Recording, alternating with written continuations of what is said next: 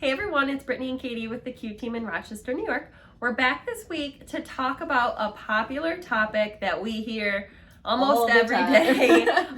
And it's buyers who say, I don't want to overpay. Yes, or they're concerned, like, if I'm making this offer, am I paying too much? Am I going to be overpaying? Am I going too high? Right.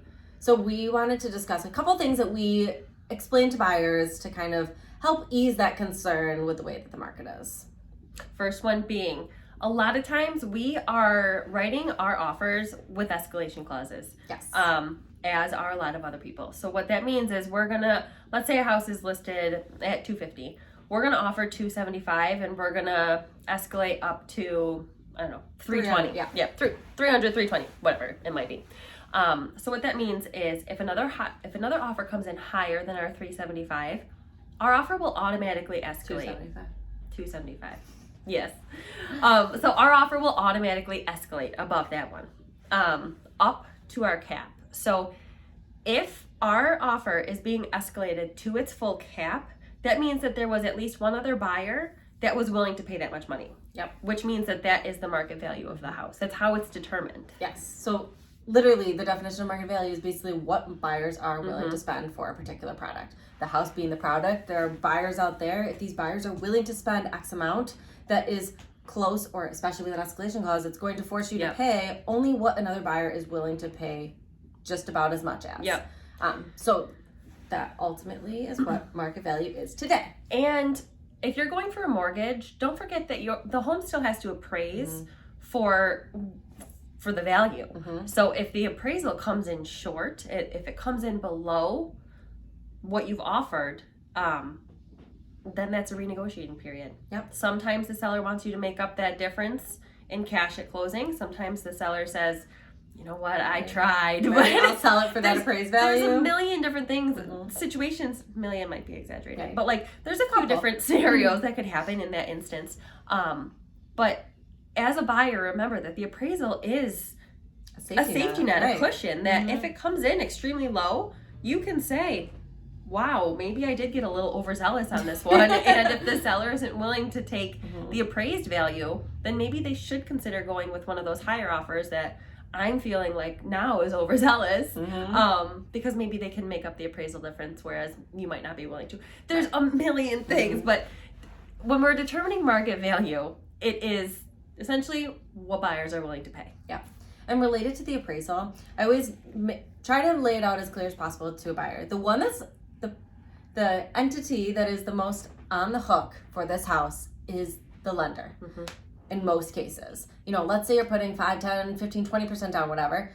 The bank is the one that has 80% of their money invested into this house. They're not going to let you overpay unless you are willing to make up that difference. If it comes in, lower than what you're willing to pay, they'll let you overpay. They will allow you to pay more than they're determining the value to be, but they will not lend more than what they're determining the value to be. Exactly. So they're not going to loan you anymore. Can you see my skin? Does it look good?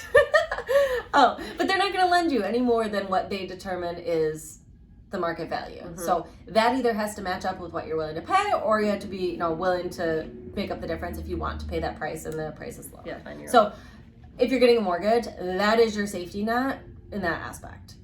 The last aspect is interest rates. Interest rates are extremely low right now. You are borrowing money at such a cheap rate. I always call it for free. Right. I understand that it's not for free because you're still paying an interest rate. Of course. But they're historically low, and it makes it affordable for people to get a mortgage, and it's cheaper most of the time than renting. Yes. So even though it might feel like you're overpaying because you're paying more than the list price, if you're paying market value, you're not overpaying. I mean, I don't like doing that, but that's just what market value is. Yes. And if you could think about it, so that house, let's say you got it for $300,000 that we were talking about earlier, and the interest rate's 3%. Your mortgage payment is likely going to be, as long as it's in your comfortable budget range, a reasonable amount. Let's say interest rates go up to 5% and that house value is $300, or even if you pay $275, I can almost guarantee you that mortgage payment is going to be a lot higher with the 5% interest rate when you're paying less on the actual value of the house. So to take advantage of the low interest rates is where you're going to see the most bang for your buck in terms of budget and monthly payment and all of that, versus, you know, maybe saving $10,000, $20,000 on the purchase price. Right. And just a little stint about that is when interest rates go up, because they will, it's going to affect buyers' buying power. Yes. So somebody right now that can afford $350,000, if the interest rate goes up 1 to 2%, they're not going to be able to afford that much house anymore. Mm-hmm. So they're going to have to adjust maybe their areas are looking, maybe their must-haves might have to be, you know, reconsidered to scale back to still be able to afford to purchase within what they're able to qualify for, which is, we don't know when that's going to happen. Yeah. So ultimately, we're here to help you, guide you through the market, help guide you through understanding the prices and the listing prices and the offer strategies and all that to protect yourself so that you feel comfortable and like you don't feel like you're overpaying.